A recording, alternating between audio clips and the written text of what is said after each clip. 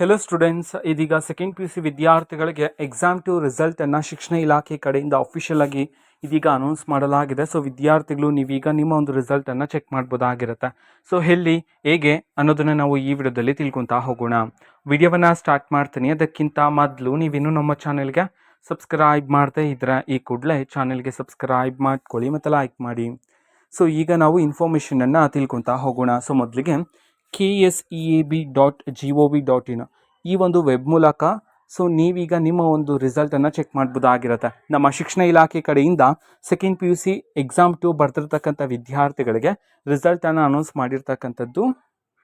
ಅದು ಸಹ combined result ಅಂತಂದರೆ ಎಕ್ಸಾಮ್ 2 ಬರ್ತಿರ್ತಕ್ಕಂಥವ್ರಿಗೆ ಎಕ್ಸಾಮ್ 1 ಆ್ಯಂಡ್ ಎಕ್ಸಾಮ್ 2 ಕಂಬೈನ್ ಮಾಡಿ ಇದೀಗ ರಿಸಲ್ಟನ್ನು ಅನೌನ್ಸ್ ಮಾಡಲಾಗಿದೆ. ಅದನ್ನು ನೀವೀಗ ಅಲ್ಲಿ ಚೆಕ್ ಮಾಡ್ಬೋದಾಗಿರುತ್ತೆ. ಸೆಕೆಂಡ್ ಪಿ ಯು ಸಿ ವಿದ್ಯಾರ್ಥಿಗಳ ಅಂಕಪಟ್ಟಿ ಅಂತ ಇರುತ್ತೆ ಆ ಟ್ಯಾಬಲ್ಲಿ. ಓಕೆನಾ, ಇದು ಇವತ್ತಿನ ಒಂದು ವಿಡಿಯೋ.